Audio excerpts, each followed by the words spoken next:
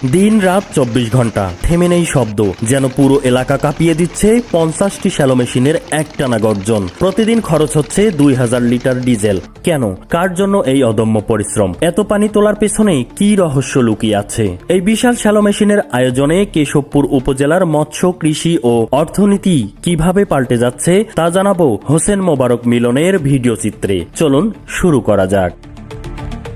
যশোরের কেশবপুরে 7 নং পাজিয়া ইউনিয়নে সেই ভিন্নধর্মী বাস্তবতা, যেখানে মাছ চাষ আর ধান চাষ দুটি মৌসুম একে অপরের ওপর ভর করে চলছে বছরের পর বছর। যশোরের কেশবপুরে অন্তত 50টি শ্যালো মেশিন চলছে টানা 7 দিন ধরে। এই মেশিনগুলো চলবে আরো 1 মাস। ঘেরের পানি নিষ্কাশন করতে প্রতিদিন প্রয়োজন প্রায় 2000 লিটার তেল। এসব মেশিন দিয়ে পানি তুলে খালি করা হচ্ছে বিশাল অঞ্চলের মাছের ঘের। আর সেই পানি শেষ হলেই শুরু হবে ইরি মৌসুমের জমি প্রস্তুত। মেশিনের মালিকরা বলছেন 60 থেকে 70 জন মানুষ প্রতিদিন লিভার কাটে, আবার মাছের আড়ত থেকে লোক এসে মাছ কিনে নিয়ে যায়। এই ঘেরের আয়তন কত ভাইয়া? 330 বিঘা। 330 বিঘা। এটার আয়তন 330 বিঘা। এটা শেষে কতদিন সময় লাগবে?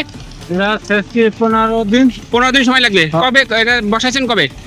9 তারিখে। 9 তারিখে বসাইছেন। হ্যাঁ। এটা কি 25 তারিখ পর্যন্ত চলবে নাকি? হ্যাঁ। আরে পানিটা যাবে কোথা দিয়ে যাচ্ছে এটাতে? এটা পানি যাবে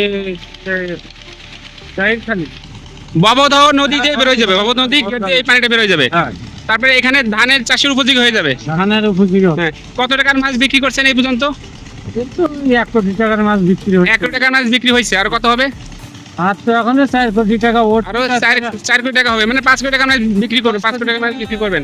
এক একটি ঘেরের আয়তন 500 থেকে 900 বিঘা পর্যন্ত। 300 থেকে 500 বিঘার এক একটি ঘেরের পানি সেচতে 15 থেকে 20 দিন সময় লাগে। আর তারপর কোটি কোটি টাকার মাছ বিক্রি হয় এক একটি ঘের থেকে। প্রতি বছরই এমন দৃশ্য দেখা যায় কেশবপুরে। দীর্ঘদিন ধরে প্রায় 2000 বিঘা জমিতে মাছের ঘের পরিচালনা করে আসছেন কেশবপুরের 7 নং পাজিয়া ইউনিয়নের কেরামত গাজী। বর্তমানে সেই বিশাল ঘেরের পানি শেষ করে জমি প্রস্তুত করা হচ্ছে ধান চাষের জন্য। একজন ঘের মালিক বলেন, আমরা 6 মাসে মাছ চাষ করি, বছরে প্রায় 9 কোটি টাকার মাছ বিক্রি হয়, কিন্তু খরচও অনেক। লাভ হয় 50 থেকে 60 লক্ষ টাকার মতো। ইরি মৌসুমে জমির মূল মালিকরা নিজেরাই ধান চাষ করেন। মৌসুম শেষে সেই জমি লিজ নেন ঘেরের মালিকেরা। একজন ঘের রক্ষণাবেক্ষণকারী মোহাম্মদ আফজাল হোসেন জানান, আমাদের লিজ হলো 17,000 টাকা বিঘা, আর যেটা খাল বেরি সেই জমির লিজ 37,000। ধান করার পর আবার লিজ নিয়ে মাছ চাষ শুরু হয়। পানি না তুললে চাষ করা যাবে না। তিনি আরো বলেন, একদিকে ধান উৎপাদন যেন বন্ধ না হয়, অন্যদিকে মৌসুমী মাছও চাষ চলবে। এই দুটো মিলেই গ্রামের অর্থনীতি টিকে থাকে। সময় মতো পানি নিষ্কাশন হওয়ায় জমি প্রস্তুত করা সহজ হচ্ছে। নির্ধারিত সময়ে ধানের চারা রোপণও সম্ভব হবে, এটাই কৃষকদের আশা। একদিকে মাছের মৌসুম, অন্যদিকে ধানের মৌসুম।